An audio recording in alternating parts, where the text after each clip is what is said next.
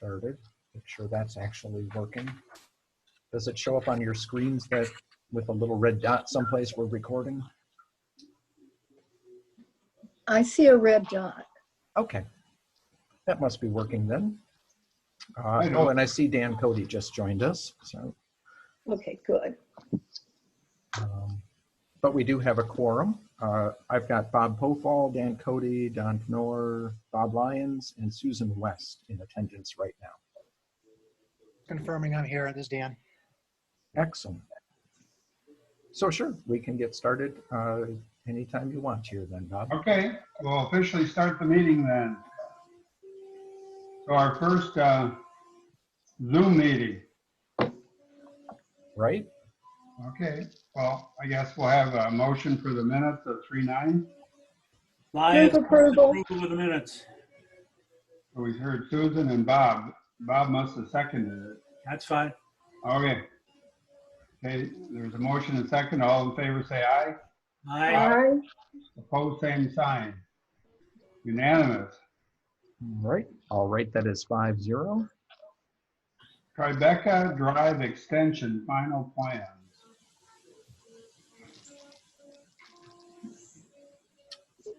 Right.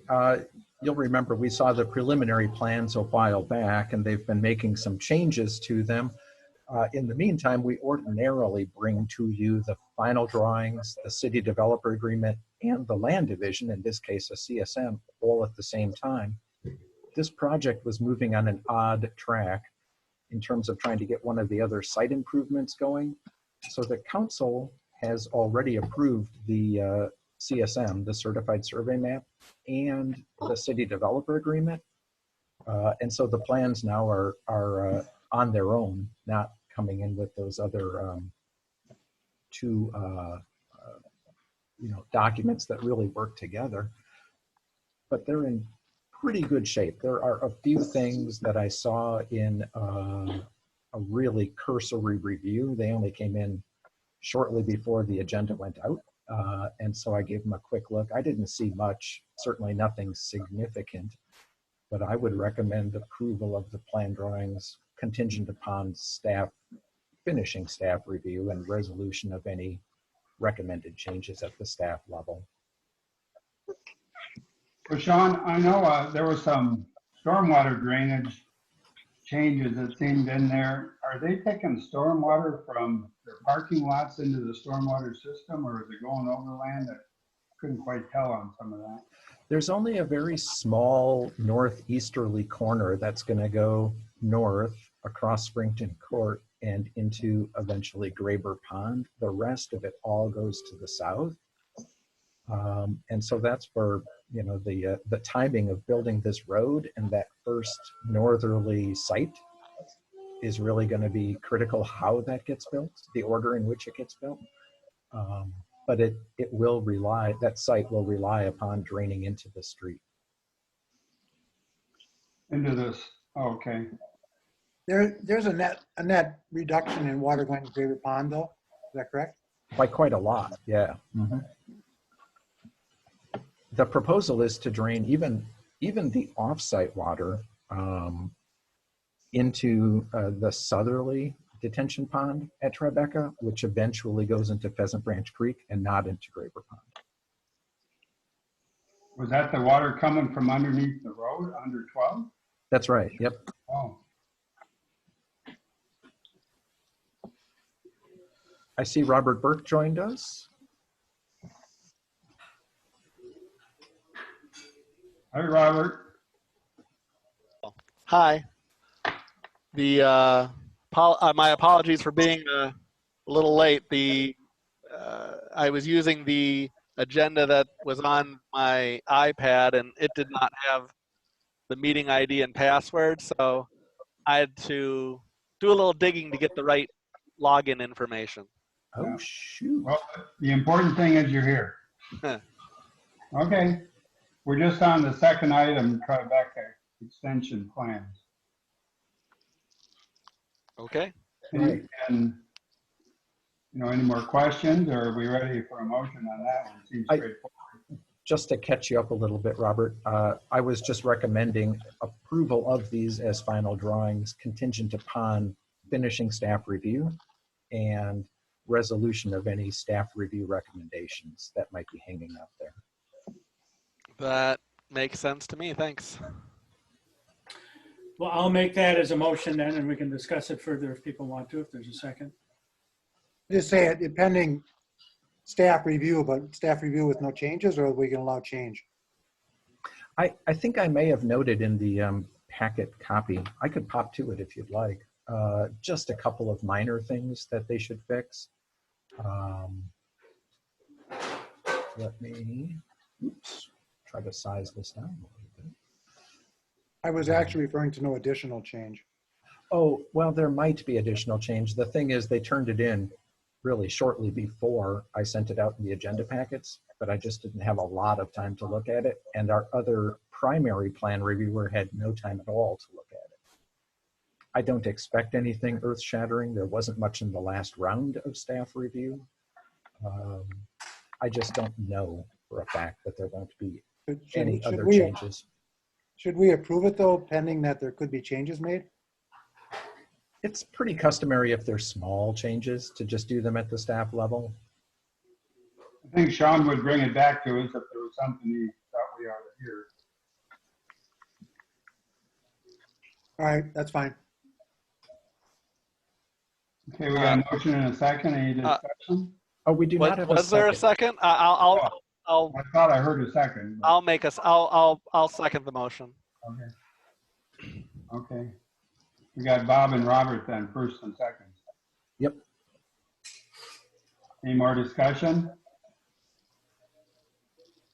All in favor, say aye. Aye. Aye. Opposed, same sign. None opposed, unanimous. Can I ask a question? Is Don Knorr still here? Yeah, I'm still here. Oh, okay, your picture, oh, there, now your picture just showed up on my screen again and it bumped out somebody else. So I'm so quiet that, Oh, wait. unless I say, It does that. Bob, I think you'll see an arrow near the top and or bottom of your little video participant screen. That allows you to scroll more people. near the top or bottom. If you kind of hover your cursor over the top or bottom of that video panel, Okay, it should allow you to view more people just by clicking on an arrow. all right. Well, I just found Dan Cody. Yeah. There is also, at least on my laptop, there's a button up at the top that says View Options. I'm real worried. And if you use View Options, I did side-by-side mode, and that allowed me to see more people who are online than I could see prior. Like I see that Mark Wagner, Matt Amundsen, and Warren Gebhardt are also online, and I could not see the three of those people prior. So maybe there's just some settings that you can click on that would allow you to see the whole list of people. Okay, I'll look for those. I guess I'm not finding them right offhand. Well, Bob, I found them, but I clicked something and I got worried. It got real minimized, but then those things showed up. So. Oh, yeah, there is something called Grid View that may be near the top of your video participant panel. And it'll disappear if you're not hovering right over it. But if you click on Grid View, it should show you quite a few people. It's just that it'll cover a lot of your screen. And that's if you have a computer. It doesn't show on an iPad. No, Oh. yeah, that doesn't That's a have- good point. Yep. get you more people. There are more people here than Oh, you got a technician in there now, Bob. my IT consultant with me here. So grid view, what's that? I don't know. Oh, wait. Grid view, right here. Okay. But that isn't more people, is it? Well, it's not more people, but it just, we actually lost Sean. Well, it's not a big loss. Yeah. Oh, we can move on to the next one, I guess. All right, well, I can keep Right, playing. Bob? Yeah. The sanitary sewer agreement at 2225 Middleton Beach Road. I guess they want to build a walkway over the sewer there. I know in that area, the sewer doesn't go along the road. It kind of goes through the middle of the lot. I know over time, that's always been kind of a problem when they're building new houses. So they want to connect a lot of times the house to the garage and need to cross that. And I guess that's kind of what they're doing.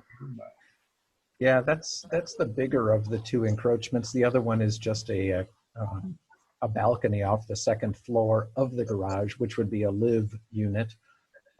And so that, yeah, they mostly wanted to get this walkway over the sanitary sewer easement area, which we're fine with if it doesn't encumber us from fixing some fine day that sanitary sewer. So I think we found that happy medium here where they can do what they want to until such time as we may have to dig and repair the sanitary sewer under it. now, Sean, as part of the road, if we redo that road there, is there any discussion of moving that sewer in the future, or is that probably not? There has been discussion of that every few years. The neighborhood group is interested, but it would be an assessment district cost, and it's a pretty hefty price tag on that. And then there's not so much interest. And then after a few years, it sort of resurfaces as an item of interest. So, you know, I don't know that the interest is going away, but it's not inexpensive. And that's tough. Good, yeah. The kind of problem is, though, I imagine if we do it when the road's ripped up, it's a whole lot more efficient than it would be if we put in a new road.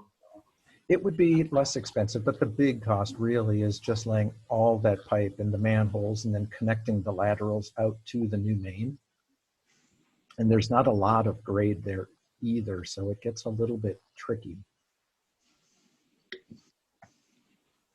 Well, I guess that's not part of this anyway. But Yeah, that's a much bigger question, that's a right? much bigger. Okay, is there any questions on this or a motion? Could I just see the map for a few minutes? Sure. Sure, hold on just a second. I have a few things on my screen that aren't on yours. While he's looking for that. Is that walkway that's going to be built, is that a covered walkway or is that open? It was going to be covered, but the removal of it became such a hassle, they decided to go with an open walkway instead. So it's just going to, but it's going to be pretty far above ground, right? It will. It's something that people will walk under. It's maybe 10 feet off the ground. So it effectively forms sort of a bridge from the house to the garage at the second story. That's their access to the lake too, isn't it? Well, through it basically connects the living unit above the garage to the main house, which is toward the lake. Yeah. So, Okay. So yeah, if they went through the residence, they could get to the lake. Okay, I had my orientation wrong. Yeah, so the lake would be here. And those are pretty narrow lots, like what are they, 35 feet or something? Yeah, most of them are 40 feet. Some of them have bought a lot and a half, so some are 60 feet. And I noticed in the PDF converter, it's fine in the original document, but in this PDF converter, some of my labels are floating away from where they're intended to point. Okay. This I is was not the concerned sanitary about that. sewer. The sanitary sewer is actually here. How many That houses? helps a lot, Sean. Yeah, I don't know how to control that. When it makes a PDF in this converter for this software, it sometimes does weird things. How many houses are affected by this easement? Pretty much all of them, and that's in the mid 70s, I want to say. Do you think there'll be more people that want to do this then? Seems like a attractive idea for somebody that has a living space above their house. It really does, yeah. And some of them are really encumbered by their options for this. I think part of it is those that have already rebuilt and found a way around it probably don't want to take on another big bill that doesn't directly benefit them. And so it's always a pretty small number that are very, very interested in it. If they want to crane that section of walkway off, they basically have to go over the top of the garage with the crane. Yeah, and I'm not even positive they'd be able to save it. I think it would come off, but I don't know that it would be salvageable to do it. Or they might be able to drive in a lull and sort of hold it up from the middle, you know, a really big extender forklift kind of thing. Yeah, then- I see what you're saying. Yeah, just support it. Lower it out of the way afterwards. Yeah, maybe. Kind of gotta hope we can reach the backhoe under there and do our job. As I recall, isn't that clay pipe or something too? I'm sorry, what did you say, Bob? Isn't that clay pipe? Quite height? Clay. I mean, Clay. it's not. Clay pipe. Oh, no, that's it's cast iron, the material of that pipe. Yeah, that was laid in 1940 as a WPA project, as far as I can tell. So if they, who's subject to the expense for that unit, that walkway has to be torn out and replaced for some work there? That would be at the owner's expense. It is. So they've accepted that? Okay. They have, yeah. It's, I think, a pretty low risk, so I think they were okay with that. Mhm. As opposed to us just saying, no, you can't do it. Yeah. They can assume some small risk. Okay. Well, and it's, if they don't have the walkway, they just have what they have today. Those living quarters are there, correct? The residence actually was an old house that got taken down, so I think right now there's nothing there. Okay, so is that a primary egress for the above house, the house over the garage? I don't know what their egress plan is. It might be one of them. They would have to have another, which might be an interior stairway within the garage. It needs a fireman's pole. Yeah, they could slide off the balcony. A Bernie Brewer special. Well, there's building permits to be had here after, before they build a residence, I would think. That's right. Yeah, and in fact, it was during the building plan review that we noticed they were going to put a covered walkway over the top of the sewer easement. And again, like somebody suggested, this is about the third or fourth one I can think of people doing this on. Yeah, there haven't been a lot. Mike? How many points of egress does a second floor apartment need to have? Yikes, that's a good question. I would have said 2, but I'm not a building inspector. Yeah, and isn't that the building inspector or building permit?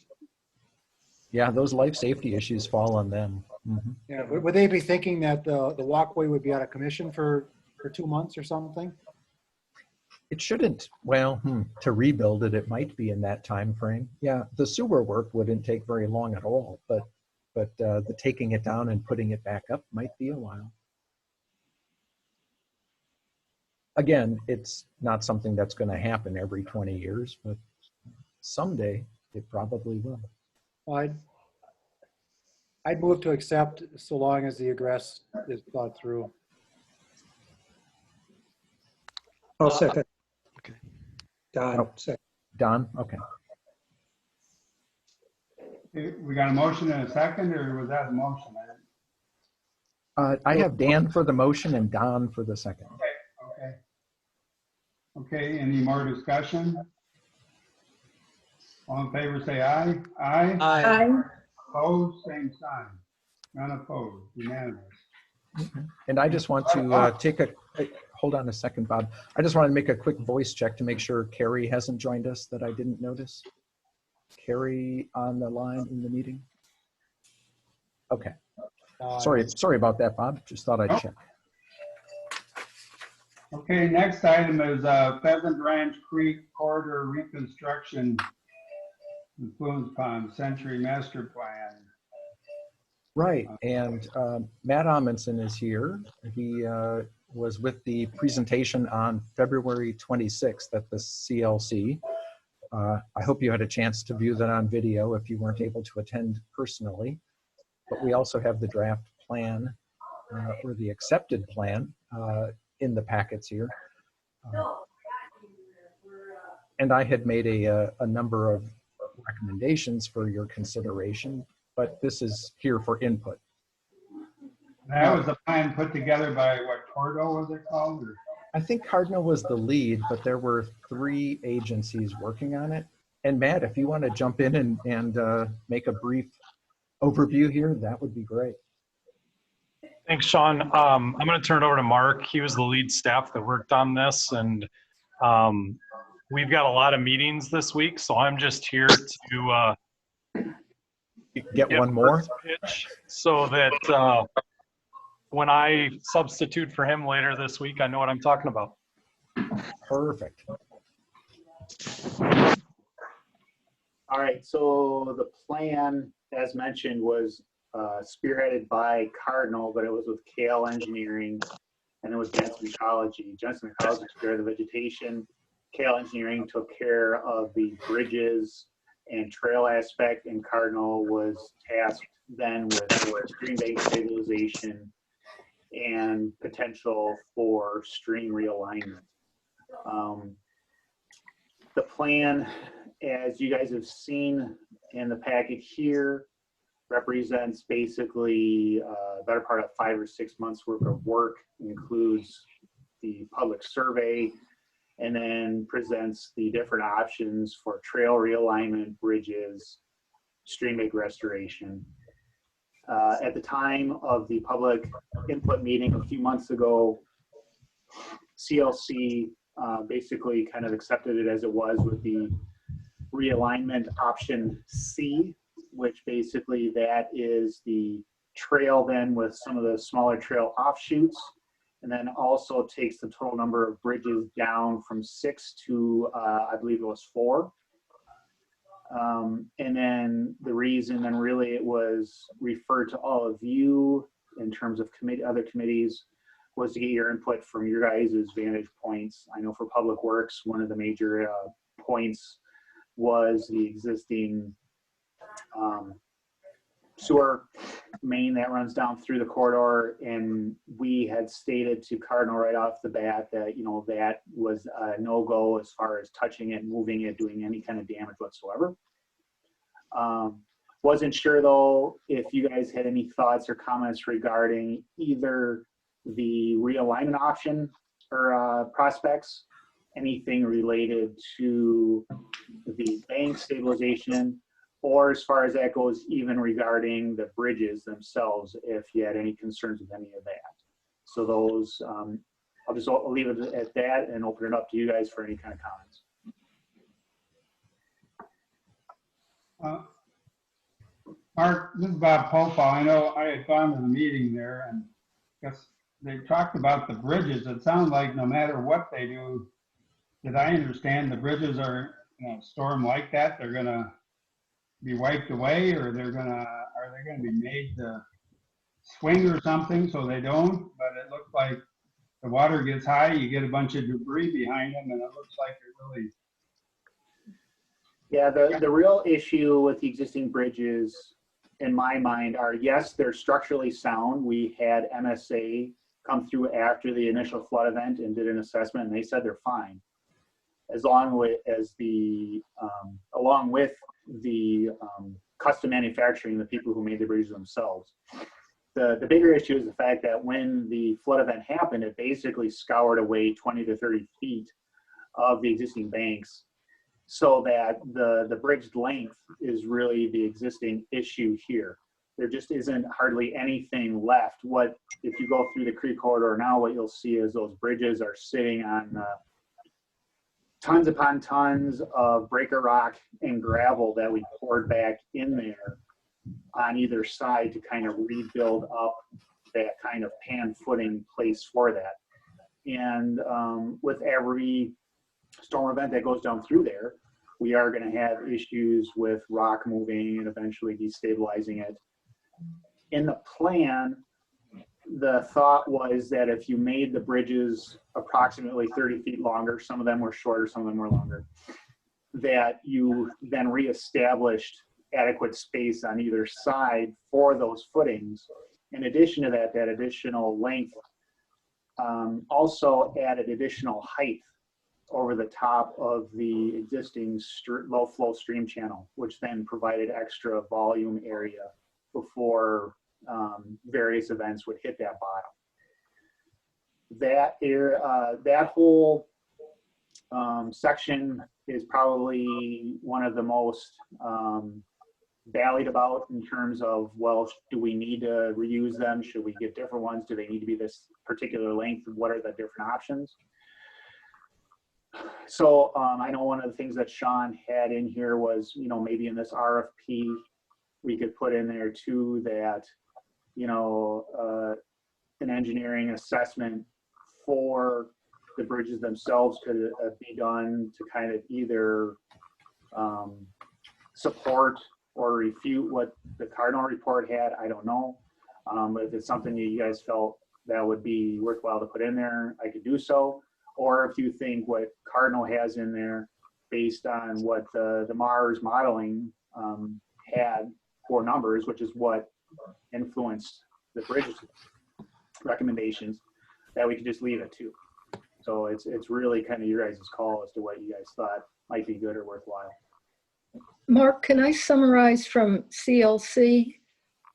We chose option C with new bridges because of the fact that the bridges didn't have enough land to place them, or they weren't long enough to place them on stably on land. The other thing I want to say in terms of the current bridges, there has been a lot of, I would say, pollution of the creek corridor with, I think it's $30,000 worth of rock brought in to actually mount those current bridges. We were in favor of removing 2 bridges and having the stream realigned, not changing the length, but just changing where the channel is to help on bank stability. And previously, we'd already done that at Cromrie. In that area where it was realigned, root wads were put in, and the bank stabilized with vegetation, had minimal damage during the flood. But CLC was in favor of option C and not keeping the new bridge, the old bridges. Well, and it might be possible that there's a combination. Once a designer figures out what the best crossing locations are, they might find that with some massaging of the banks, that there would be enough span to reuse a bridge or 2 if they're structurally adequate. I think that could be left to design. I think what was important was to pick option C and narrow it down to where we're at. And I guess maybe I should clarify, and I might have muddied this whole thing up, that this current item that we're talking about is just for the plan, and the next 2 are actually talking about the RFPs, correct? That's right. That's correct. So I guess, yeah, sorry for jumping ahead there. So if we wanted to just discuss what the plan was, and if you guys had any comments or suggestions for additions, revisions, that would probably be best for right now. Hey, Mark, this is Robert Burke. This has been brought up like maybe 4 or 5 times in meetings that I've sat in on, and that is, I think it's page 47 of this packet or page 14 of 98, but there's a section called bridges that people have kept pointing out that. Yeah, let me stop you right there. So the bridge numbering, that's it, right? No, not that one? It's not. It's the one where placing bridges downstream rather than upstream of concrete vehicle crossings is advisable. And then it goes on to say that we're gonna recommend placing 2 bridges upstream. And it's like, rather than downstream. I was like, well, wait.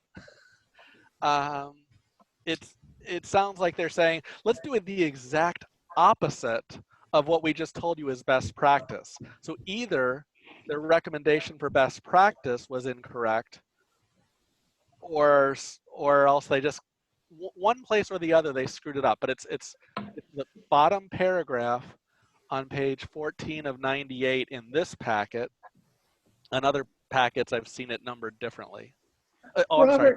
Page 4 according to like the actual Cardno numbering. It looks like it says page 4 in the lower right-hand corner. Robert, Let I think me what try to get happened there. is they were in a big rush to get this in, and it might be a typo. I think it would be good to get Cardno to simply confirm what it actually is. Right there. Where I think too, there, just is some confusion about that whole, is it better upstream or downstream? Whether that's achievable or not, there should be a better answer. And they said it differently 2 ways that were a little confusing. Right. I would just say that if the purpose of this topic right now is to approve or disapprove of this report, I would unhesitatingly say let's approve it. But I that would be the one thing that I think is whether it's a typo or whatever, it is completely unclear what they meant in that paragraph, the second paragraph under bridges. Sure. And if we could just highlight that to Cardno and have them clarify that for the final version, I'd love that. Or final version, next amended version, whatever it is. Sure. And then I guess to get at what I was bringing up, I know that one of the other issues that's been talked about a lot is the bridge numbering system in the main document. And then if you go into the Mars memo that's in the appendix, it's in a different numbering setup. And we've already told Cardno to basically just, all right, go back and we'll just renumber them, keep it consistent with the Mars report. I'll take the brunt on this one because I know right away in the first draft I had seen that there was some confusion on how it was numbered from one way to the other. And I know right from the get-go in the creek corridor, we had always viewed the creek corridor as going as a whole from west to east. And so that's why, and basically, so that would be the confluence pond to down to the lake Mendota. What I wasn't aware of, and Gary and Sean have made me aware of this, was that in engineering circles, it kind of goes the other way, where it goes from the point where the water exits and goes upstream. So I was not aware of that difference in thinking. And so that's why there was the difference between the two, but we will have that cleaned up as well when everything is said and done. And a different way to do it, Mark, that might be easiest for everybody is just to acknowledge that this numbering scheme is different than other numbering schemes. There's nothing inherently wrong with west to east or east to west. Unless it's not acknowledged, then people just don't know which number 2 is. You know what I mean? Okay. And that would cost them about 1 sentence. Yeah, I wasn't sure one way or the other. I just know that there are certain individuals that have made it a great big to-do as to that numbering system. And Sean is right that a single sentence could fix it, but honestly, there will still be people confused. So I actually would slightly prefer that we just be consistent and go from downstream to upstream as they did with the Mars report. That is a little bit more work, but it would just basically renumber the bridges. 6 becomes 1, and so on, and 5 becomes 2, and so on and so forth. I think if we did that, while it's a little bit more work for Cardno, I think then we have a document that from now into the future, everybody's talking about the same bridges at every single point. Mm-hmm. The future. It's a little interesting because I know then from the implementation standpoint, we would be starting upstream to downstream because, that's the preferred method to go that way. So it no matter what, soon somebody's going to be backwards or confused at some point. But I guess, in terms of this document, if it's being such a big deal, that we'll just make it consistent between that memo and this document. We'll have it be the same, and we'll just be done with it. Okay. So with those proposed changes, I would make a motion to approve the report. Second. Okay, we got a motion and a second, but I have one more question. I know at the meeting again, they were talking about the bridges being designed to carry a pickup truck because they want to plow the path in the winter. And so they needed to handle a pickup truck, and then they wanted it wide enough so kind of bikes could go over it and joggers could go over it and walkers could go over it without interfering with each other. I just thought that was a lot of, they're adding a lot of cost to them by doing all that. And I just want to make sure we're all good with, yeah, that's what we need. And we're going to plow them and everything. I kind of. The existing bridges now are designed for pickup trucks to go over them. And we actually do that now. I know, I do agree that, and I was originally hoping that through this whole process, that given the fact that we have the at-grade crossings, that we can maybe go to a lighter bridge and maybe have it be more architecturally interesting and, you know, more fun, if you will. But when we got the results back from the public input, the polling, and they made such a strong showing of wanting to have that winter access, that basically kind of threw that all out the window. And I guess the only other option from us, from a maintenance standpoint, would be if we went to a lighter bridge construction, would result in us using a lighter piece of equipment. Like, you know, you may see around the city, we use a lot of the John Deere front deck mowers that we change over to the wintertime to put on either a snow blower or the brush. And while that might be an option, it would also be very much out of the way to get that one piece of equipment down there then to go over the bridges, as opposed to just being able to go down through the whole creek corridor in one shot with a pickup truck. So that, again, we were looking at it from a maintenance standpoint and just trying to make that as efficient as possible. So that's why we decided to stay with the existing bridge style that's down there now. Mark, don't we also need the bridges that are strong enough to basically carry any truck that needs to go in to maintain the sanitary sewer?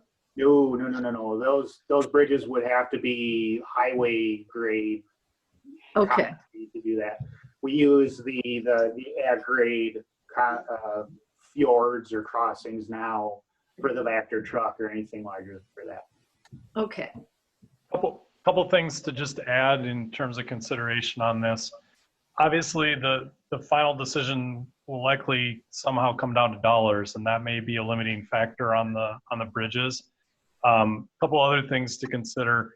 We put in a trail 2 years ago behind Whittlesley Road, and I got handed a kind of a signed request by pretty much everyone that lives in that area a couple weeks ago to have that cleared of snow in the future. So it's one of the issues we see is when there's a trail in, people want it cleared of snow, they want to be able to use it. The other thing is, and you probably, I don't know that it's a laughing matter, but our trails aren't wide enough right now. We're dealing with social distancing concerns, and hopefully that goes away. But where we've got wider trails, the better right now. And Madison has always, I think everybody's had a 10-foot standard for trails, and Madison's actually went to a 12-foot standard. And I know it's the bike and ped people have talked about it too. We deal with a lot of user conflicts, runners, joggers, walkers, bicyclists. Everybody tends to use the trails for their own use and not think about how others use it. And it creates a lot of conflict and people complaining about different things to us. So bridges and where we're at right now, from the economy standpoint, for a lot of reasons, there'll probably be a lot that goes into any final decision on the bridges that may or may not be out of our control.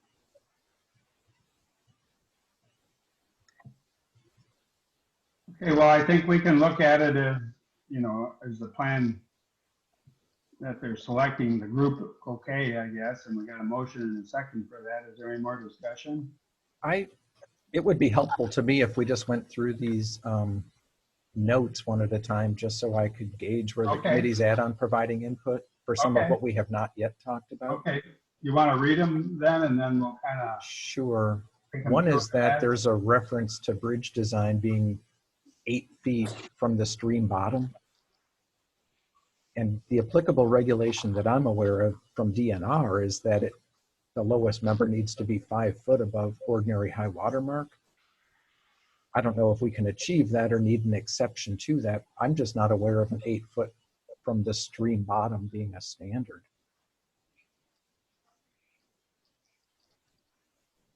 Sean, is that for a vehicular bridge or a pedestrian bridge? It's for a bridge over a navigable waterway. So doesn't matter if it's people walking on it or vehicles. Yeah, right. Yeah, that's going to be tough. Is this considered navigable? It would be, but the DNR does have a process for granting exceptions, and I think in this case, they'd be hard-pressed not to grant an exception. Again, this report references a standard. I'm just not aware of as a standard, but it doesn't cite the reference to this standard, so it confuses me in that regard.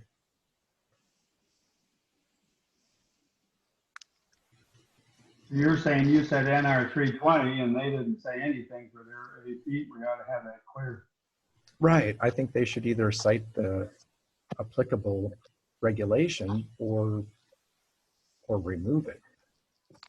Well, Sean, what does the NR 320 define as the ordinary high water mark? Well, that gets into a different part of the statutes, and that effectively says wherever you notice that there's strained vegetation or an erosion mark, a difference in land or vegetation, that defines where water ordinarily will flow at its highest point. Not maximum flood, but ordinary high water flow. And it's really a gray area.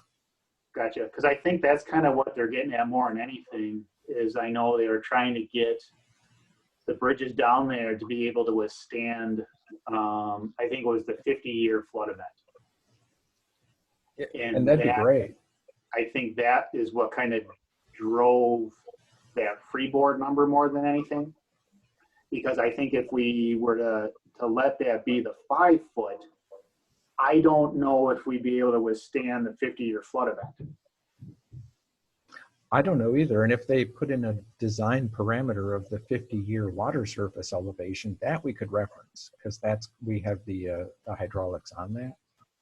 Gotcha.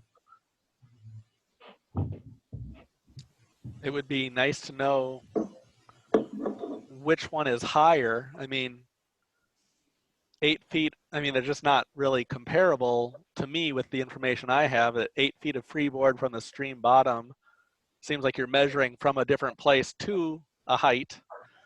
And then per NR 320 from a high water mark, which I know where the stream kind of normally is when I walk there, but I don't know where the high water mark is. It would just be kind of interesting to know it would be nice to know if we could actually meet NR 320 and their recommendation that it sounds like it gets us up above a 50-year flood or at the level.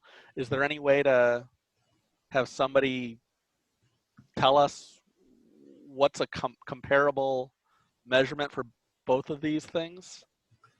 Well, the 50-year design the 50-year modeled water surface elevation, I'm pretty sure we have already from the EOR, the Mars report. Right. The NR 320 is going to have to be as part of the bridge design anyway. So whether we go back and modify this master plan or not, the future contract for design, the bridge designer has to be able to reference that. Okay.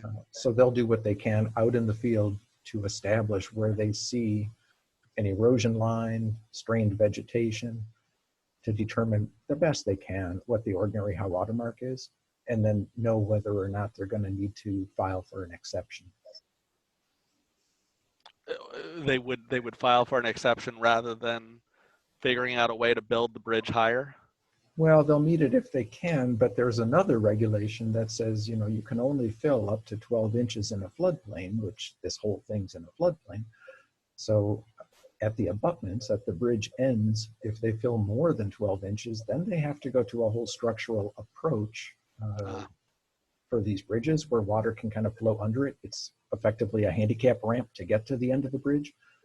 And I think we would prefer to avoid that. Sure. I really don't see a lot of kayakers in this reach of Pheasant Branch, so I think we could get an exception if we need it. Okay. And that right there, Sean, I think is, I wasn't even aware of that one. I think that might be an actual nail in the coffin for trying to use the existing bridges. Because if we were to try to, well, we'd have to add additional fill to get them to work, pretty much. In addition, if we had to set footings for those existing bridges and we wanted to raise that up a little bit higher to attain that additional freeboard, then we'd be in that exact situation that you were just describing of either additional fill or having to put additional side bridges off to either side of that one to meet that slope. Yeah, and DNR may have an exception to that rule too, but that one I think would be a little tougher. They really don't like it when you start filling in floodplains next to a creek like this. Well, so on this item number 2, I don't know which way to even give direction, except I kind of want, I want whoever is designing the bridges to have the right information and for us all to agree prior to their design work what their target is. And right now, so I guess I don't have a clear direction for anybody on this topic because I don't feel like I know enough to give a clear direction. Well, I think that might just be it right there. It'd be to just basically clarify the difference between the two of them. Or do they basically kind of both say the same thing in just a different way of saying it? Correct? Yeah, I think if they were the same, it would be a coincidence. But if their thinking was that approximates the 50-year modeled water surface elevation, that would be good to know. Yeah. Okay. So Well, just some clarification for it. Yeah, that'd be great. Thank you. Yeah, the next one is there was a statement in there that the little bridge next to Cromrie, the narrow one, the 6-footer, that for those of you who have walked down below the amphitheater at Cromrie, says it's not designed for bicycle or pedestrian loading, which alarmed me. It made me think that perhaps what we paid for was not properly designed for pedestrians. Well, it's definitely not intended for bicyclists because it's too narrow. But the pedestrian loading aspect of it, yeah, I'm not too sure of that part of that. I know why it was purchased in the manner it was and who did that at the time and why it was done that way. But again, I guess, yeah, that's just another one too for that one, probably just more clarification what they mean by that designed for pedestrian loading. I think too, if they're firm in stating this, then we should probably pursue a conversation with Custom and maybe their licensing board about whether they're in this business or not, because I find it wholly unacceptable to sell somebody a bridge that we intend for pedestrians to use that's not made for that. Yeah, and I don't know, I'm thinking, to be quite honest with you, it's not a custom issue. It's going to be coming back to the person who okayed purchase of the bridge and asked for it, without saying names. So, Well, the plus side is no matter what happens, it sounds like we're 95% certain we're putting a new bridge in there. So my major concern is that the next bridges be both bicyclist and pedestrian rated, as This well one as would not be that way. this this one, one would- not 3. This one would remain the same, and it would still not be bicycle rated, mainly because this is the one that goes the offshoot from the backside of the Cromery Auditorium Yeah. across and hooks up. So there's no way that bicycles, they don't use that one anyway. It was purely an intended walking path for the school to get down across the stream and onto the main one. Okay. Right. Did we not intend to reuse that one though, just for exactly that purpose? Well, that one was going to be retained because it was more of just the offshoot one. And if I'm thinking correctly, that one was not included in on the replacement cost. Oh, okay. Yeah, so we should at least try to clarify that with card nose. Did they say what they meant? And if so, what does that mean for us? Okay. Quick question. I noticed that bridge number 3 is 70 feet long, and all of the other bridges are longer. Is there any reason we couldn't take one of the other bridges if we're replacing the other bridges, other than the fact that it's going to be a pain to move a big heavy bridge? Is it possible that bridge number 4, for instance, could be used and put in place where bridge number 3 is? Yeah, you're probably right. Yeah, we could. Then we get a bridge that's both, even though we don't really want bicycles maybe to go through there, we have a bridge that's designed for bicycles, designed for pedestrians. It's a little longer, which would be not a bad thing in my mind.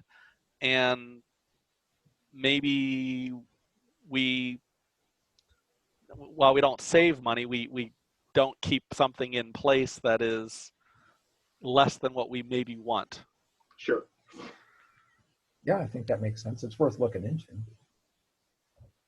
So that would be my proposal for what to do with bridge number 3. That's not really the question being asked, which is, do we need to get Cardno to explain exactly why this doesn't meet certain standards, and then do we want to take that information and do anything with it? And it sounds like that might be not, it might not get us where we want to go anyway. So I guess I'd kind of just move on from number 3, but that's just my opinion. Okay. Is that a consensus of the committee, just for minutes purposes, I would agree with that. I would too. to just eliminate that? And again, maybe it's a separate note, but if possible, maybe take one of the other bridges, if they're not going to be used, and replace bridge number 3. Sure. Well, I agree with that portion of it, that we ought to use that bridge number 3 to replace the smaller one behind Cromery. But I mean, that still leaves the question of, did we get sold an effective bill of goods when we had that bridge put in the first place? And it seems to me that's worth following through on. Yeah, I mean, we can follow that up, but like I said before, I really think that's going to come down to, that was Penny's choice. Yeah. So I don't know that it, at the end of the day, I don't know if the information, whatever it is, gives us an actionable item. If we want to find what the answer is and then bring that back to just this group to talk about if there is an actionable item there, I don't have a problem with that. But I right now, it just does not sound like we're going to be going after the person who made the bridge. Okay. There are some recommended path alignment changes, but we'll still need to be able to drive a pretty heavy truck to our sewer manholes. So I thought it might be worth acknowledging that at least we'll need some sort of a gravel path, more or less where the existing path goes, or at least to access manholes. So it's not a wholesale path realignment. It might be some side paths off to the side. And I think some of that might actually probably be spelled out more clearly once we actually have the design in there, because I'm not sure if the option C actually even had that option showing at the same time where the existing manholes are. Yeah, I don't think so either. I thought maybe they could just add a statement that even though the path may get realigned, we'll still need access to some points on the old path alignment. Gotcha. So I'm not asking for a mapping of exactly where the new path will be versus where the old manholes are, and you know, that we'll figure out. I thought it just. Oh, go ahead. I was just going to say, whoever does the redesign should be told about this, that the old paths need to be there for other reasons. And does that change the recommendation? Or if it doesn't, that's fine, but then they still need to have two sets of paths, the path to the sanitary sewer manholes and the path that we expect people to walk on. Might need to be reevaluated from the economic standpoint. It might not make sense to realign the same amount of pathway if there's going to be two paths going right alongside each other. Right. It's new information that I don't think anybody necessarily was thinking of until Public Works, and I'm guessing it's Sean, found that problem. I'd say let's educate people and then see if that changes the recommendation. I think 90% of the existing path is going to be reused. There was only one significant section, and that was closer down towards Century Avenue, that would be completely new. And that, yes, that definitely needs an economic assessment to see if it's even viable or not. At the same time, I don't know if it's going to cost a hell of a lot to be something where if you put a new one in, then you keep the existing, because unless I'm mistaken, we wouldn't be repaving that. No. Old one. So it'd just be basically kind of keeping it as the gravel path that's there. So it's not going to cost next to anything to keep that old path bed, if you will, for that use. Yeah, I think it's a pretty low cost thing, and they can be dead end paths too. We can drive in and back up. It doesn't have to be a connected loop. Mm-hmm. Yeah, so I'm thinking, we can definitely put that statement in there, but I don't think it's going to be a death blow to option C. Great. To me, it takes away from the aesthetics of having a wind. I think the trade-off here is you're going to have a straighter path instead of a winding one. Is that true? No. It'll be pretty windy. The real goal and hope for option C was really to take it from 6 necessary bridges down to 4. Mm-hmm. And then it did have some offshoots at a smaller width. I think it was like 6 or 8 feet or something like that rather than 12, purely for pedestrian usage. So that you can separate the user groups between the bikers and the birders and that. And that was only in the areas where it was had enough space to actually be able to put that in. So even that was limited down through the creek corridors where we could do that. Yeah, so I think that'll be an easy enough change, just so people are aware. We'll still need to get there somehow. And then option C, of course, if we're going to move creek crossing locations, we'll need to protect the sanitary sewer, so that'll be part of that design. Yep. I think that's intuitive. It just didn't really get mentioned. The bigger one is, I have no idea politically how this flies, but it seems to me that a major source of bridge damage wasn't so much water as trees. So we might want to think long and hard about whether we want to routinely, operationally clear trees from the banks and near banks. I will admit that this one would be, if you had standards or anything along those lines that would support that statement. You are completely correct that aside from the bridges, the vegetation is by far the most flashpoint inducing, if you will. Matt and I were thinking right from the get-go that in order to maintain this as a primary stormwater conveyance system, that we would want to keep the flat bottom of the creek corridor as open as possible to promote that flow, and only really start to have trees and shrubs, vegetation start on more of those upper side banks. But I know that we have been getting a lot of comment and consternation from other groups and individuals regarding that thought process. Yeah, and the flip side is, I mean, I recognize this is a very infrequent occurrence that we're sort of thinking in our minds, right? This is not a 100-year kind of issue.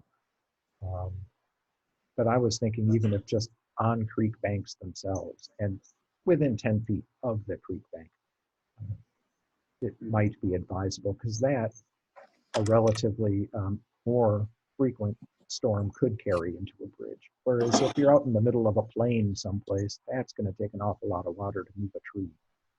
Yeah, and I know one of the points of having the vegetation down through there was the fact that it helps to slow the velocity of the water going down through there. So, I mean, I can see that, but at the same time, we all saw it with those large trees that were down through there. That water just picked them up and moved them anyway. So I don't really know what you could expect to have, what kind of tree could be down through there that would withstand anything like that ever again to help slow that velocity. So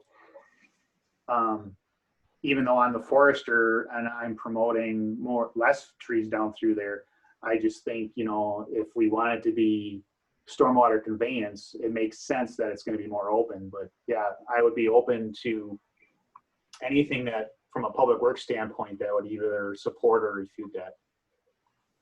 Mark, I'll chime in. I would like to get rid of the trees that are a flood risk. And I think we've got to really work on educating the public. I know I've explained this a few times to people and sort of succeeded in terms of they don't understand that. I think of those trees as becoming dams or torpedoes, and I don't think they understand the dam portion of it either, because when those trees go crosswise, we're really causing problems. The other thing citizens don't realize is depth of roots, and I've had quite a few conversations that cottonwoods and box elders are fine, that their roots are deep enough, and you certainly know they're not. So we as a city, I think, have got to explain that and actually get through the concept of multiple different habitats going in, which could increase diversity of birds and so on that they're concerned about losing. Mm-hmm. No, I agree with that, yeah.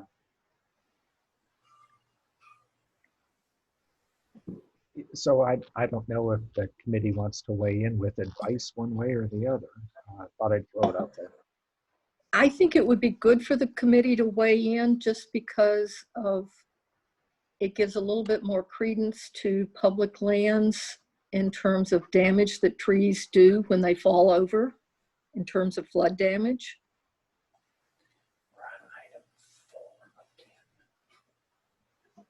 Maybe Susan, this is Bob Popal. I just kind of a related comment to that, but I know when again I was at the meeting, they talked about We'll make the puzzle. Park Street culvert there and how we got to get a big open bridge there and let that water get through. I was thinking a restriction there was good for stormwater detention, but as I recall, that culvert there, we have a place where we clean debris out of there as it accumulates, and that was kind of part of that culvert, I thought.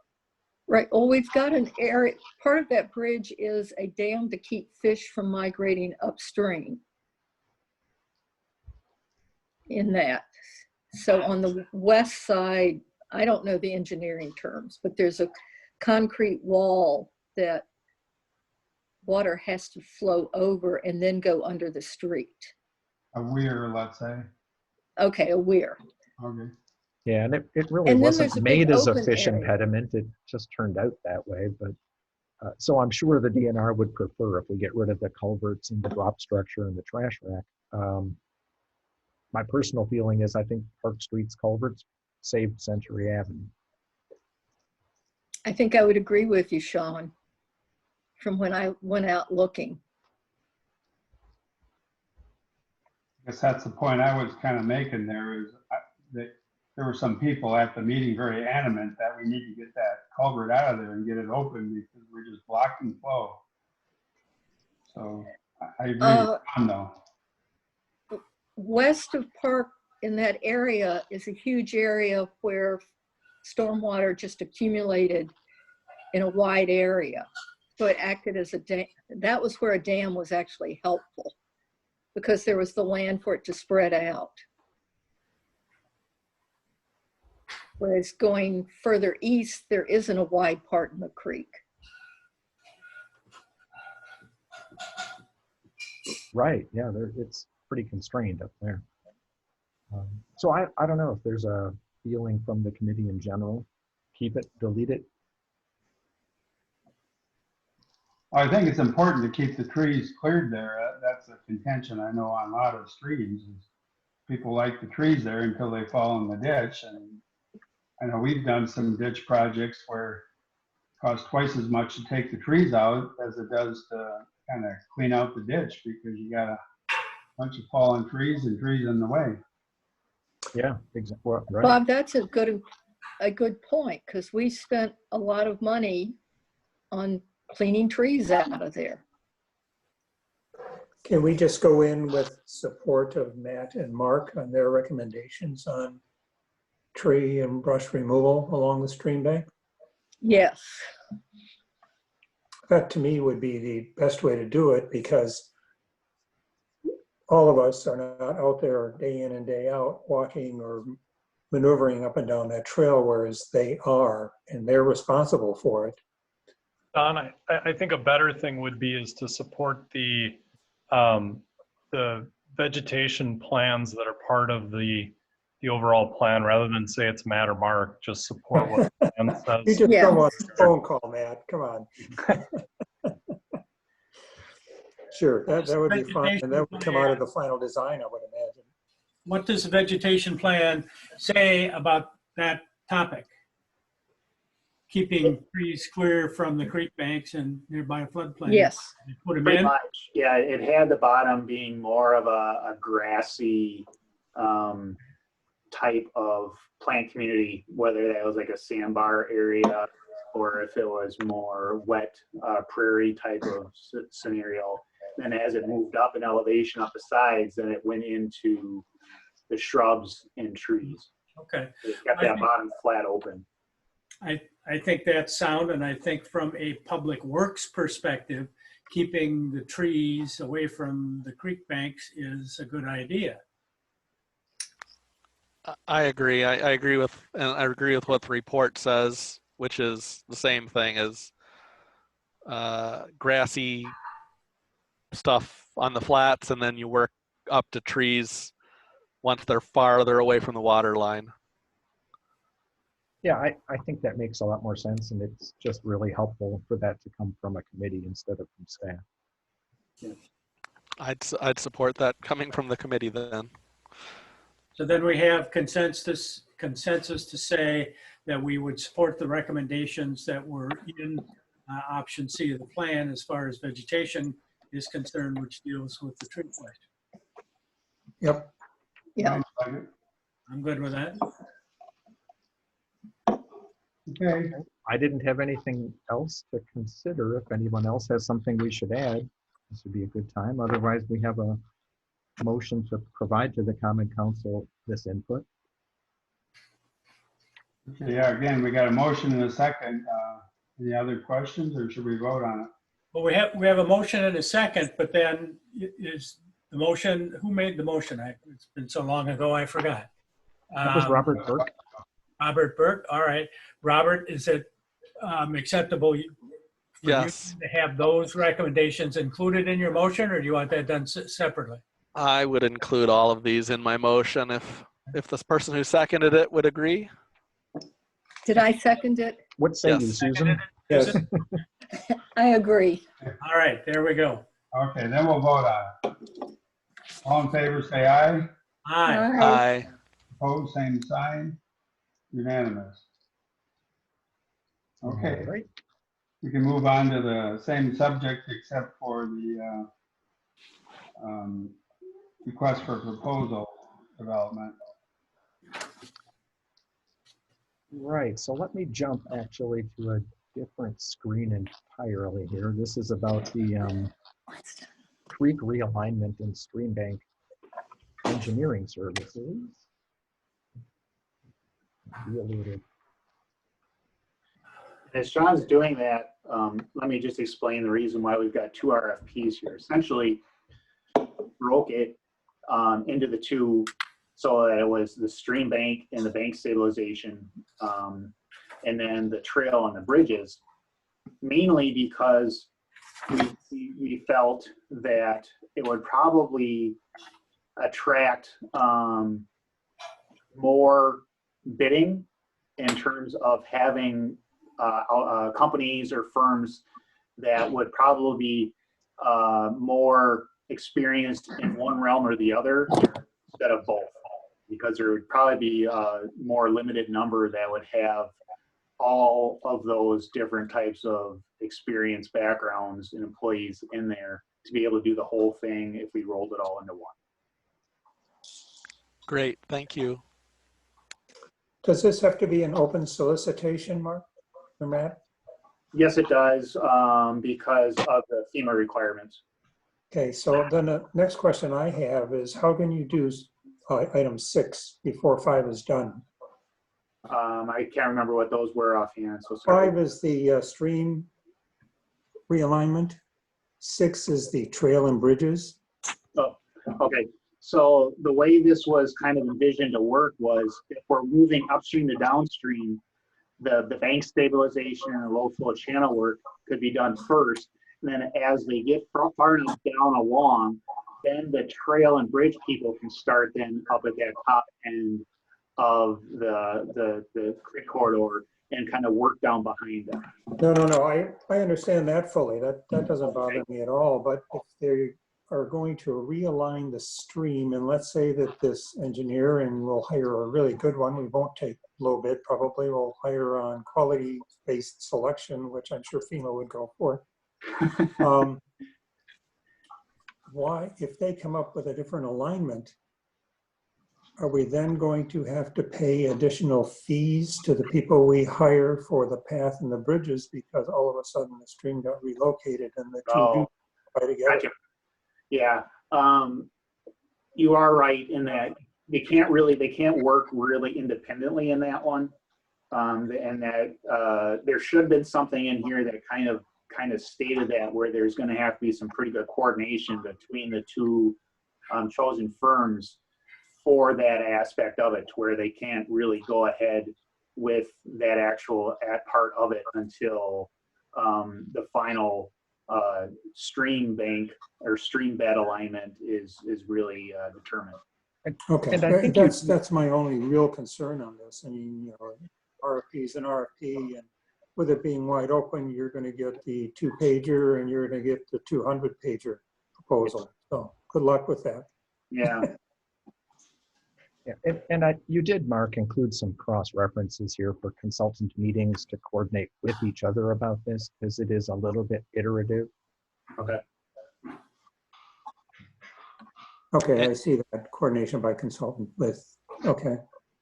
And I is know it one a, of the other real that we weren't entirely sure with was, and Sean got it up there now with the geotech report.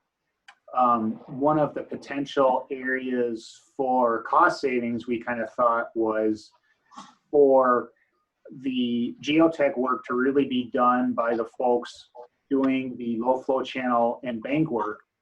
And then the trail and bridge people could then still use that same geotech information for their work rather than duplicating the same amount. I don't know from an engineering standpoint though if those firms would be comfortable with that, or if even if Public Works would think that would even fly. I think if you took the borings in the right spot where the bridges are actually intended to go, that might make some sense. But the person designing the path and bridge system probably knows better where they're going than the stream consultant. So I may have misunderstood. I thought the stream consultant was trying to do geotech work for slope stability analysis, toe protection, scour, and the bridge path consultant would do geotech work for, abutment design. Sure, it could be that way, but we were also trying to think of, a potential way of saving some dollars and then having the one geotech set done for both outfits. But if you don't think it would work, then we can just gladly say geotech for both of them. I'm not sure how much additional cost having firms do that work would be. Well, then A real cost savings or not? yeah, they have annual contracts for us. Now there'd be a little bit more mobilization, but I get the feeling they'll need some early information about soils to figure out the creek questions. And then much later in the process, they're going to pin down where the actual bridges are proposed, and they'll need that information. So if we guess wrong by a couple 100 feet, they'll probably just want new borings anyway. Okay. Redo it for the bridges.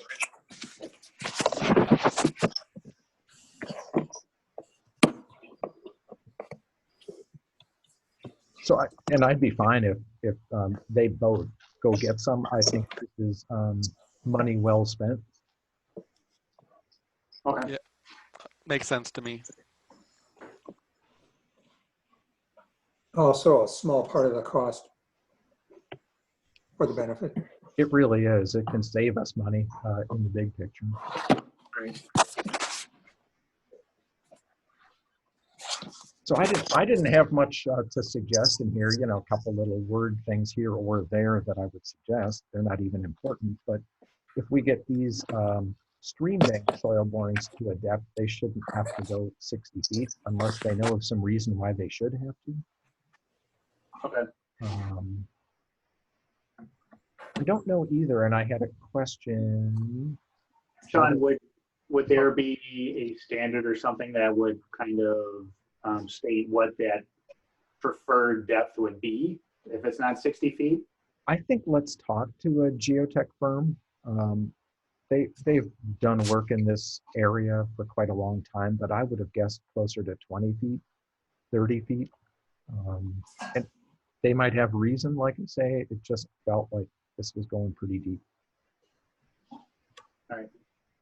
And again, Sean, I don't think anything's so heavy there that they gotta look at soft soils that are gonna consolidate. And I'm guessing they're gonna find sand most of the way down, so. That would be consistent with almost every other hole we drilled in this area, yeah. And that's okay, that's good news. I didn't know either if some of the LiDAR information we've already got could save survey effort. Did Cardinal give us LiDAR? They did that initial post-flood survey of that, so we do have that. But I think it would be kind of interesting in that since it's been well over a year, there might be a need since we have had a couple of sizable events down through the corridor since then. I'm not sure if it would be a completely accurate representation of what is currently there. Okay.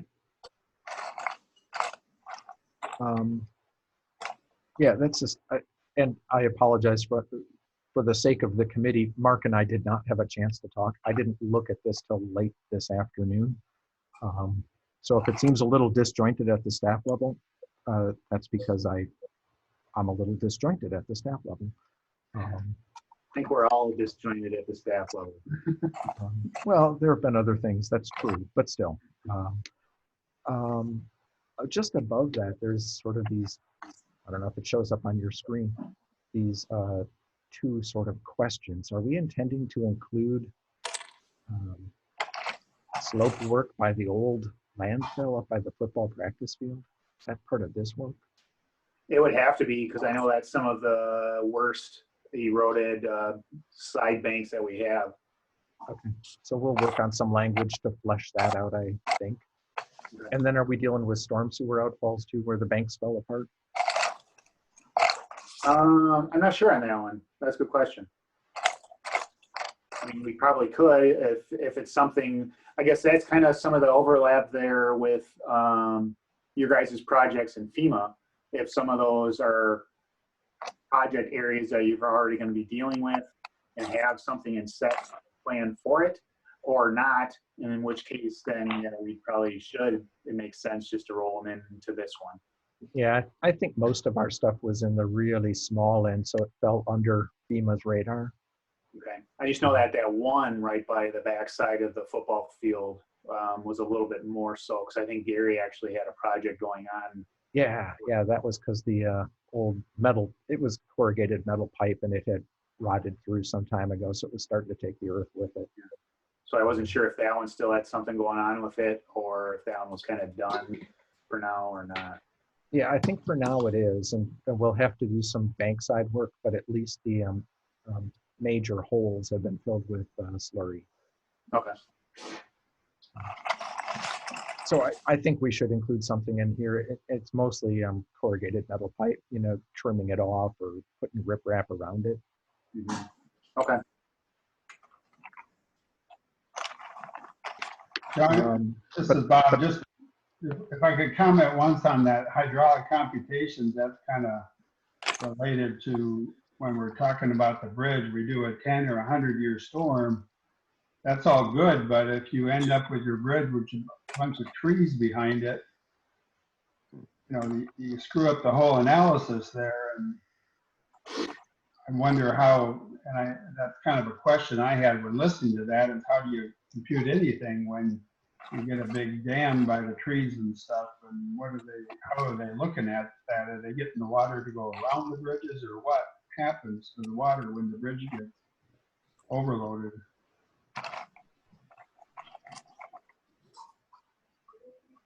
Yeah, and I think that's beyond the scope of what this consultant can do. I mean, they could tell us about the channel they're designing, but once they hit the banks, I think they're just out into the floodplain in general.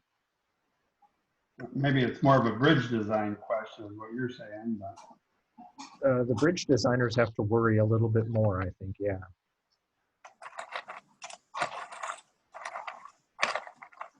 Okay. Well, I guess I would, let's see. I would make a motion, I guess, on this request for proposal for the engineering design services for creek realignment and bank stabilization.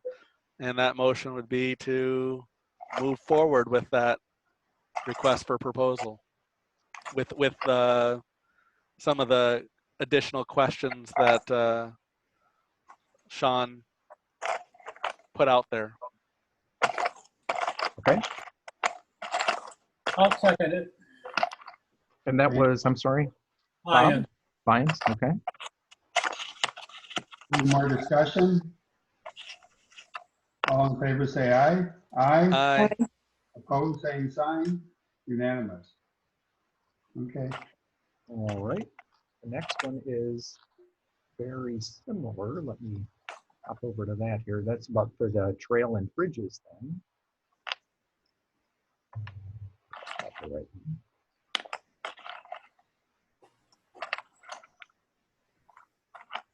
I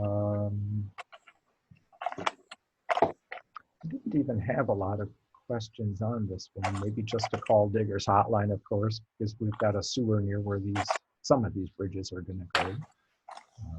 But that'll be an easy thing.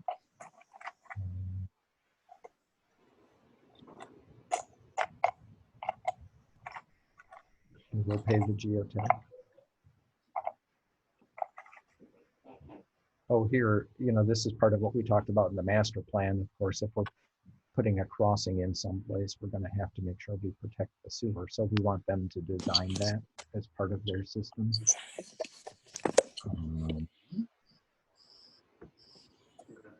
What else? Oh, for sure, we'll want the bridge designer too to coordinate with WISDOT. highway structure information and make sure that that's in our future database. They're in the best position to make sure that their plans and stuff are uploaded. Okay.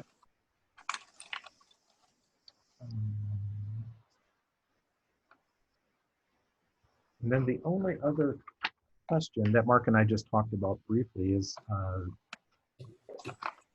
if or how we work in whether we're trying to reuse existing bridges. I think it makes some sense to reference in here that they should investigate to the degree possible to reuse existing bridges. And if it's not possible, let us know.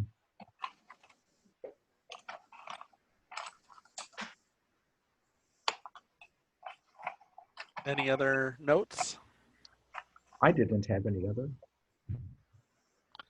Well, I would again make a motion that we move forward with this request for proposal, this time for the engineering design services for path and bridge reconstruction. I would again second it. Okay, any more discussion? All in favor, say aye. Aye. Aye. Opposed, same sign. Unanimous. Okay. All right. Thanks a lot, Mark and Matt. Yes. Thank you, guys. So long, guys. We get back to our agenda here.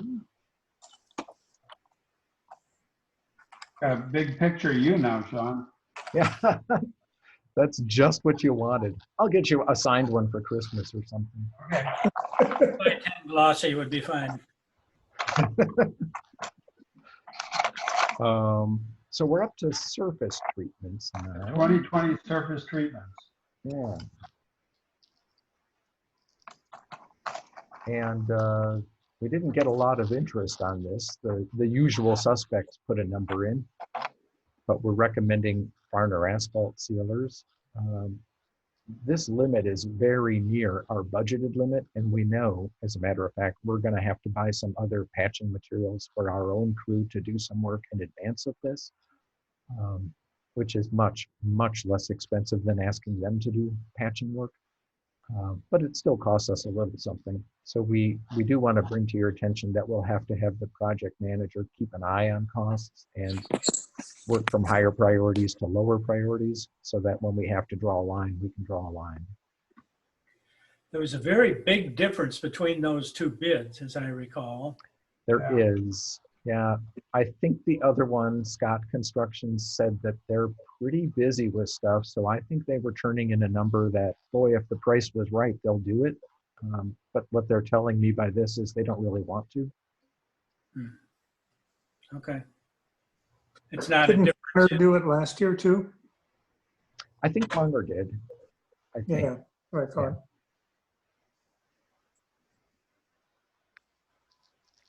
I this one seemed fairly straightforward. I'd recommend to the Finance Committee and Common Council that we award the contract to Farner Asphalt Sealers. Second. Any discussion? All in favor, say aye. Aye. Aye. Opposed, same sign. Unanimous. Capitol View Road Bridge.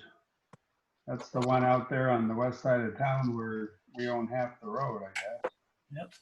Exactly, and last time we had asked them to update the proposal, which they now did, to add this life cycle cost analysis to figure if repairing the existing bridge was a reasonable use of money instead of just trying to replace it sooner.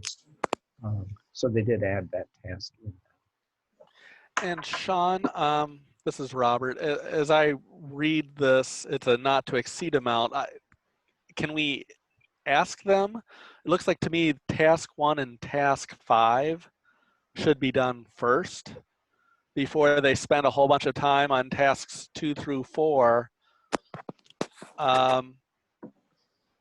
You know, I think it seems to me that we want to know whether it makes sense to do the work before they get all the permitting and I would agree, right? Why bother chasing your tail on construction and then worrying about whether it was a good idea? Right. So I guess I would want to direct them that task 5 needs to happen just about first, except that I think task 1 needs to happen for them to do task 5 probably.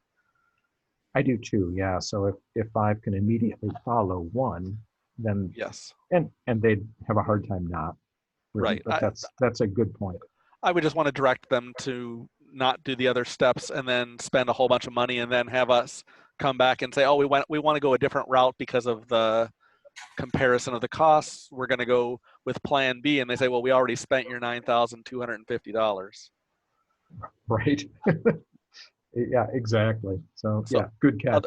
Other than that comment, I thought it made sense, and I would, I don't know how this works with the working in conjunction with the town of Middleton to make this happen, but I would say I think we should send back that we agree with this direction with just that pushing task 5 to happen immediately after task 1. Okay, yeah, and this would be a recommendation to Finance and Common Council to reimburse the town for half their actual costs on this. Up to $4,625 as indicated in the Correct. material. Yep. Mhm. I'll second the motion. Any discussion on that? All in favor, say aye. Aye. Aye. Opposed, same sign. None opposed, unanimous. Okay. Concrete repair. Yeah, this is Efficiencies of sidewalk.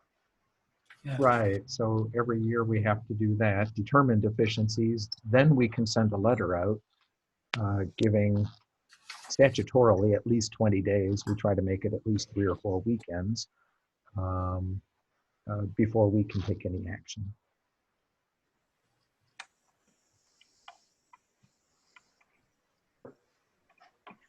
Oh, and just so you know too, that the council has had some initial discussion about possibly deferring assessments or collections on bills, and we'll take it up in the first meeting of July. But just because of the fact that so many people are trapped at home, many of whom no longer have a paycheck, that we wanted to consider that, look into that. Well, at this point, all we're doing is approving in effect, the map and the need to do the work. We don't have any bids. That's right. Yep, Yeah. there's no money involved yet. We haven't even figured out probable costs, much less bid this yet. Well, I'll move that we find the need to do it and proceed from there. Second. Was the second Dan? Yeah. Okay. Yes. Is there any discussion? I guess, as I recall, this area is over by the high school over that way, right? They're kind of all over. I thought it was mainly by the high school there, but. Section. Well, there were, yeah. Well, most of it is. A lot of it was on Franklin and North and things of that nature, but there were some other ones in other areas of the city as well. Yeah, that was Yeah, my question to Sean is, I've seen a few painted, pink dots and pink lines and stuff like that on a few really bad squares that are not in this section that's highlighted in the map, number 6. What happens to those areas outside number 6? Do they still get worked on if they've been highlighted as problem concrete? They do. Those tend to be outside of the area of interest. So we walk this number 6 area, and next year we'll walk the number 7 area. But there are always some weird outliers that just come in based on phone calls that we go check out. And so we save those up on a separate list and just add them into this contract. Great. Yeah, just I was just walking yesterday. It was my district, which is not here. It was down by Stricker's Pond. They're just 2 squares where literally you walk on the sidewalk and the whole sidewalk rocks as if it's a teeter-totter. So obviously something must be coming up underneath. it's a hazard. So I just want to make sure that I can, and it's already been painted by somebody in the city, so somebody knows about it. But I want to be able to call it in, highlight it, and get it onto the list, because I think a lot of people could trip on something like that. Do you know offhand if it was on I've this been on list? that teeter-totter also, Robert. Thank you. This afternoon. And that, for those 4 or 5 sections of sidewalk, that's at least the 3rd time that they will have been replaced in my recollection here. Because that's brand new sidewalk when you look at it. Yeah. It's not cracked, it's brand new concrete. It's just lifted way up from the tree roots. And that isn't on this list. It's on the corner of Middleton Street and Voss Parkway, but the address of the property is on Voss Parkway, and that's not on this list. So I wasn't sure why those were, it certainly needs to be done, because, I mean, it does at least 2 of the 4 or 5 slabs of concrete are loose physically and just rock back and forth. But the address of that property is Voss Parkway, not Middleton Street, and there's no Voss Parkway address on this listing of streets. Okay, yeah, that's what I was wondering. There's several Middleton Street ones, but none of them correspond to that address, because here there was a Middleton Street one that I just saw here, 1411, 1407. 1423, those are all on the opposite side of the street as this other one. That would be even side of the street, and there's nothing on there, but it would be a Voss Parkway address anyway, if that's how they do it. Sean, I can, this is Robert again. I can get you the address of the house and a better description of the location of the 2, just to throw into the file. But as I said, I mean, as long as I know that you are adding in the kind of the worst of the worst, even if they're outside this blue painted area on the map, we'll just make sure it's on your list. Yeah, and I've just jotted a note. I'll follow up with Tom Weber tomorrow about this one. Great. You had mentioned that this is the 3rd or 4th time it's been repaired. Obviously, are we not fixing the problem?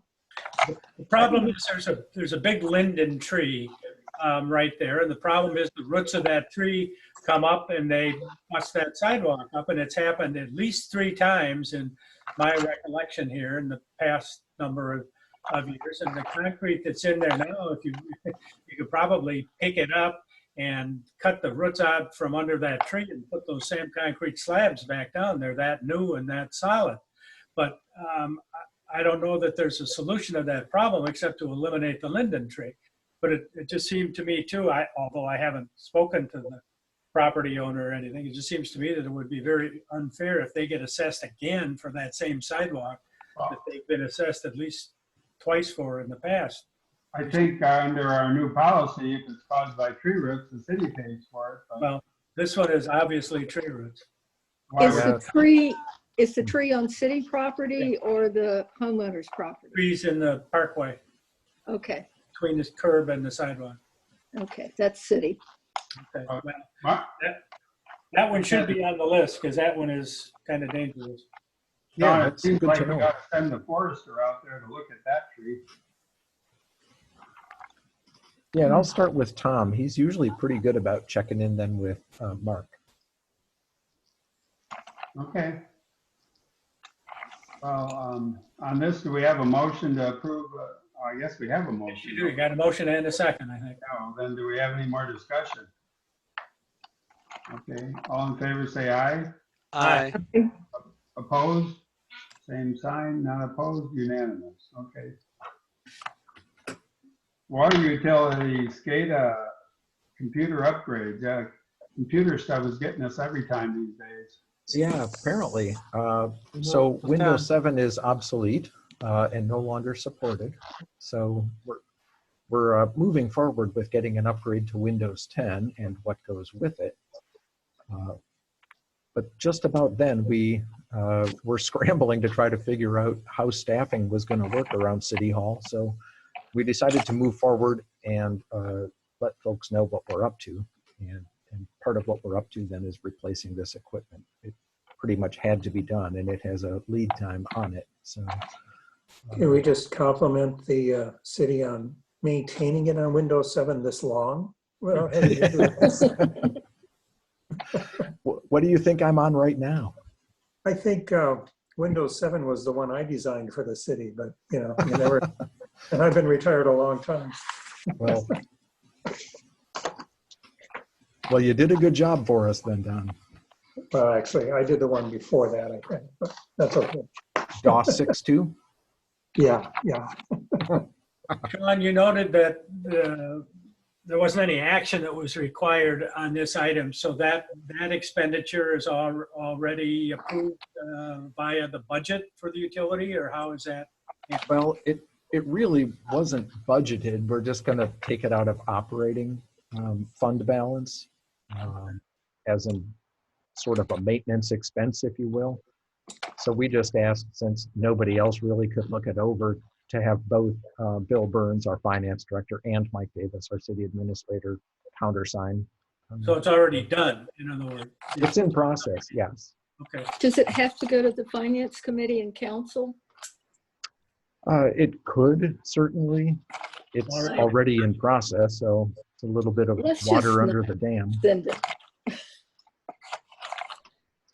Well, I guess it's for our information. So. Okay. Yes, I like that.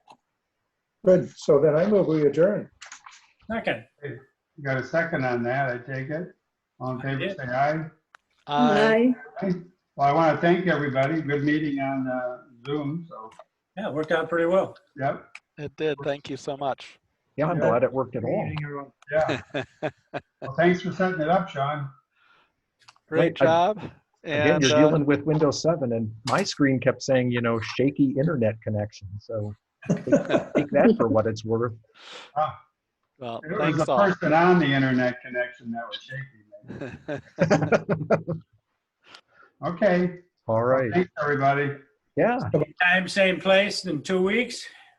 Yes. yeah, that's the plan. All right. So have a good night, all. Good enough. Yep. So long, everybody. Right.